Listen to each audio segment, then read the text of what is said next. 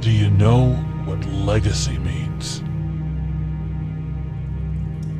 It's what you pass down to your children and your children's children. It's what remains of you when you're gone.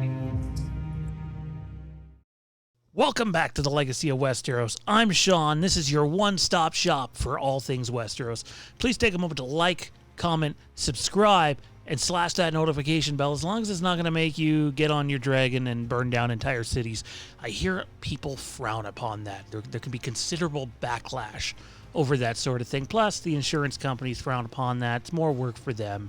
You know how it goes. Anyways, before we get into the nitty-gritty of today's video, our multiple choice question for this video is, what Lannister in Game of Thrones did you like most? Was it Tyrion, Jaime, Cersei, Joffrey, Tywin, or another? We know there's lots of Lancel Lannister fans out there, right? Cult following, I'm sure. Comment down below and share your thoughts there. The Hollywood Reporter recently caught up with Ryan Condal and other various showrunners in a showrunner roundtable discussion, and one of the topics that took center stage was House of the Dragon and House of the Dragon Season 2. Ryan was asked about adapting his show from unfinished history books without a ton of depth, and Ryan had this to say: when you're adapting a book with a rather passionate fan base, every decision can feel fairly loaded. Fire and Blood, George R. R. Martin's book that House of the Dragon is based on, it's this fake history that's told from 3 different points of view. So we do have to invent a lot. George is part of the show, but it's challenging to make decisions that service the narrative and this very expensive TV show.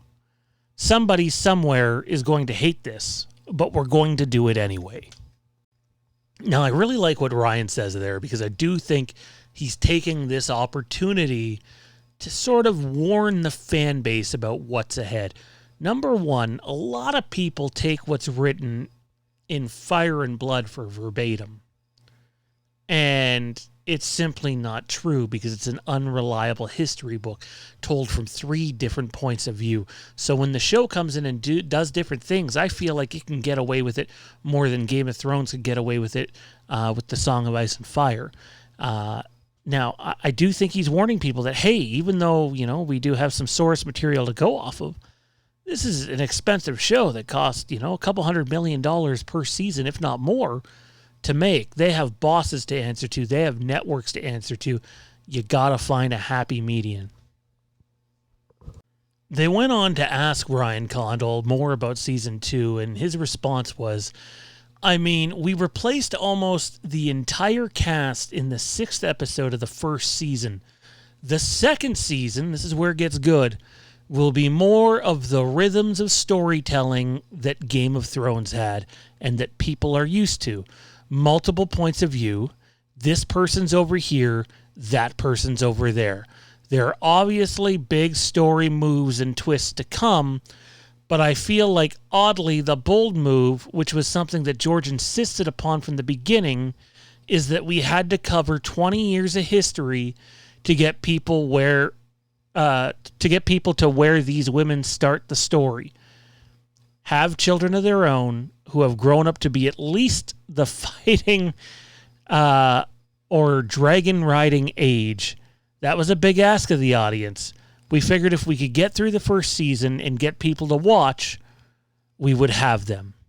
Now it's a thing, and people are paying attention. Yeah, they are.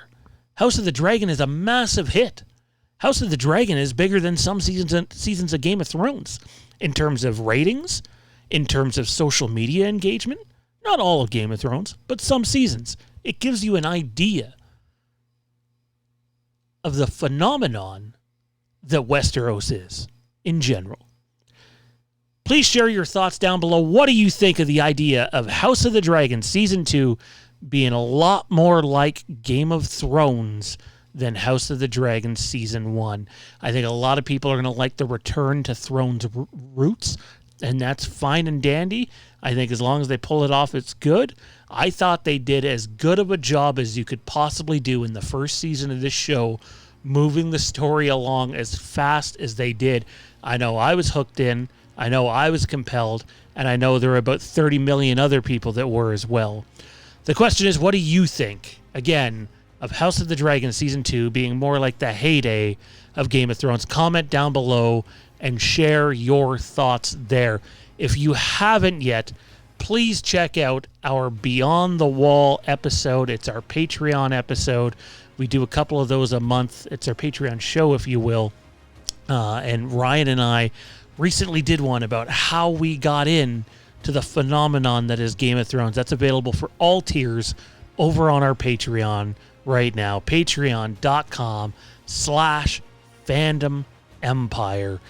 Follow us on social media. We're trying to put an emphasis over there and gain a little more traction over there. So on Twitter, it's at Legacy Westeros.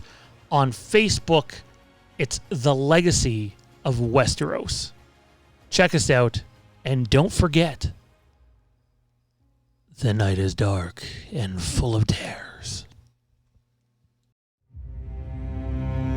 Do you know what legacy means? It's what you pass down to your children and your children's children. It's what remains of you when you're gone.